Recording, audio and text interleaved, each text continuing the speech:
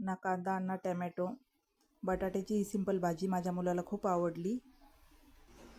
नमस्कार मंडळी, स्वागत आहे तुमचं मेजवानी मी माझ्या यूट्यूब चॅनलमध्ये. तर आज बनवणार आहोत आपण टिफिनसाठी, मुलांच्या टिफिनसाठी बटाट्याची भाजी.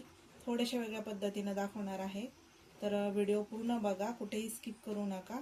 तर चला, आता इथे घेतलेत आपण बटाटे हे मी मधून कट करून घेतले आहेत. आता हे आपण शिजवून घेणार आहोत. त्याच्यामध्ये थोडंसं पाणी टाकायचं आहे आपल्याला, खूप जास्त पाणी नाही टाकायचं, नाहीतर आपल्या बटाट्यामध्ये पाणी जातं आणि बटाटे असे एकदम असे सॉफ्ट होऊन जातात. त्यामुळे थोड्याशा पाण्यावर आपण हे शिजवून घेणार आहोत. इथे बटाटे पूर्णपणे थंड झाले आहेत. आता आपण त्याची साल काढून घेणार आहोत.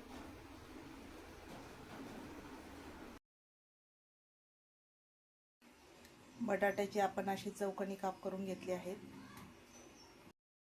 आता ह्या भाजीमध्ये टाकण्यासाठी आपण इथे काही मसाले घेतले. आपण धने, थोडेसे जिरे, थोडंसं चक्रीफूल आणि शहाजिरे घेतले आहेत. याच्यामध्ये बडीशेप पण आपण टाकू शकतो, फ्लेवर छान येतो त्यांना, पण माझ्याकडे आता नाही आहे. आणि अद्रक, लसूण आणि हिरवी मिरची एवढंच वाटण आपल्याला करायचं आहे. धने आणि जिरे आपण वेगळे वाटून घेणार आहोत आणि अद्रक लसूण आपण वेगळा वाटून घेणार आहोत. ही भाजी खूप साधी, सिंपल आणि झटपट होणारी आहे. इथे ठेवलाय मी पॅनमध्ये टाकलंय आपण तेल. तेलामध्ये आता आपण जिरं मोहरी टाकणार आहोत.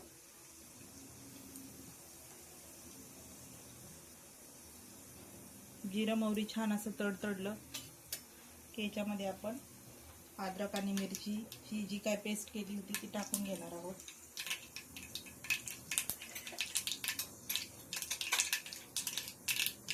छान असं आता जिरं मोहरी आता छान तडतडलं. याच्यामध्ये आपण अद्रक आणि मिरचीची पेस्ट टाकून घेणार आहोत. छान अशी परतून घ्यायची आहे याच्यामध्ये.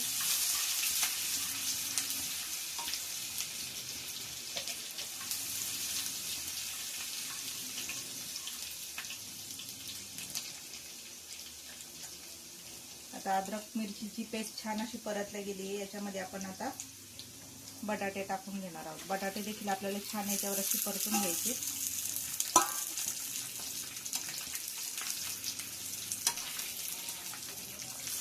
हलके हलके असे आपण याला उलट पालट करून घेणार आहोत.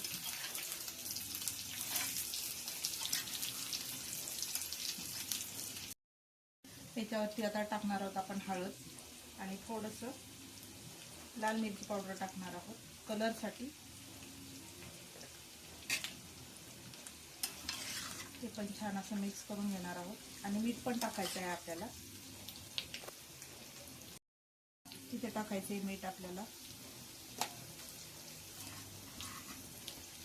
छान असं आता परतून घ्यायचं आहे.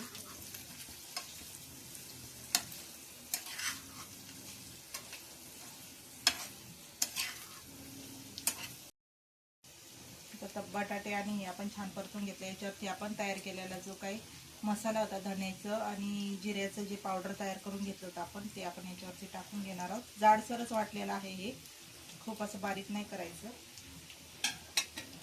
आणि याला पण छान असं परत मिक्स करून घ्यायचं आहे. इथे टाकायची कोथिंबीर आणि थोडीशी आपल्याला याच्यामध्ये कसुरी मेथी टाकायची आहे.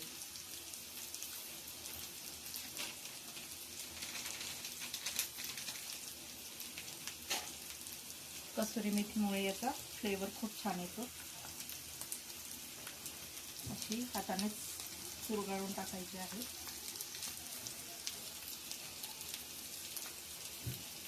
आता याला मिक्स करायचं. बघू शकताय आता आपली भाजी झालेली आहे. किती छान असे मसाले याला भाजीला लागलेले आहेत. आता आपण गॅस बंद करून घेऊयात आणि थंड करून घेऊयात.